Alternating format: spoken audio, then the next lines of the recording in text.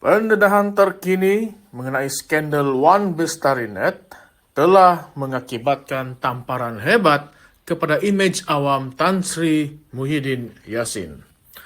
Skandal ini bermula dengan pelancaran produk One Bestarinet semasa beliau menjawat jawatan Menteri Pendidikan. Proyek ini sepatutnya memperkasa akses internet di sekolah-sekolah Malaysia, namun ia bukan saja gagal memenuhi matlamatnya, malah menimbulkan pelbagai persoalan tentang pengurusan dana, ketelusan, dan kecekapan pelaksanaannya. Program ini yang diuruskan oleh YTL Communications pada 2011 dilaporkan berdepan dengan masalah teknikal, penyelenggaraan lemah, serta liputan internet yang tidak memadai di kawasan sekolah luar bandar.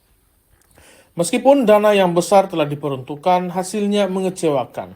Dengan sekolah-sekolah di banyak kawasan melaporkan sambungan yang buruk dan peralatan teknologi yang tidak berfungsi seperti yang dijanjikan. Pendedahan ini mencetuskan persoalan. Mengapa masalah sebesar ini tidak diselesaikan sejak dari awal? Mengapa kelemahan ini terus diabaikan selama bertahun-tahun? Selain itu, laporan juga menyebut bahwa proses pelaksanaan proyek tersebut dipenuhi dengan keputusan yang mencurigakan, yang mungkin melibatkan campur tangan politik. Ini memberi kesan kepada kredibiliti Muhyiddin, terutama setelah beliau memainkan peranan penting dalam pelancaran proyek tersebut.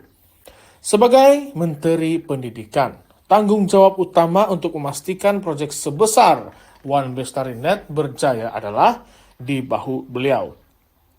Namun, kini persoalan lebih besar timbul. Adakah keputusan-keputusan yang diambil dalam proyek benar-benar berasaskan kepada kepentingan rakyat atau lebih kepada keuntungan politik dan korporat? Kemelut One Bestarinet juga membuka mata rakyat kepada kemungkinan wujudnya masalah yang lebih besar dalam cara dana awam diuruskan. Proyek ini yang seharusnya membawa kemajuan teknologi kepada sekolah-sekolah di seluruh negara, kini dilihat sebagai satu lagi contoh bagaimana proyek besar kerajaan seringkali gagal mencapai matlamatnya akibat daripada perancangan yang lemah dan mungkin juga rasuah. Apakah ini tanda bahwa terdapat masalah sistemik yang lebih besar dalam pengurusan proyek kerajaan? Adakah skandal ini hanya satu daripada banyak proyek lain yang turut terlibat dalam salah urus dana awam? Skandal ini juga memberi kesan kepada reputasi Muhyiddin sebagai seorang pemimpin yang dipercayai. Sebagai bekas Perdana Menteri, beliau dikenali kerana mengambil sikap tegas terhadap rasuah dan salah guna kuasa. Namun, dengan pendedahan ini imej beliau terjejas dan ramai yang mula mempersoalkan integriti beliau. Adakah Muhyiddin benar-benar tidak tahu mengenai masalah besar ini semasa beliau menjawat jawatan Menteri Pendidikan, atau adakah beliau sengaja menutup mata terhadap kegagalan proyek ini demi menjaga kepentingan politik? Dalam politik Malaysia, skandal seperti ini tidak jarang berlaku. Namun, One Bestarinet memperlihatkan betapa besarnya kegagalan tersebut hingga menjejaskan imej seorang pemimpin secara drastik. Apa yang lebih merisaukan adalah implikasi lebih besar terhadap sistem pendidikan negara, di mana seolah-olah sekolah-sekolah yang memerlukan akses internet yang baik untuk membantu pembelajaran, pelajar kini tersekat dengan proyek yang gagal.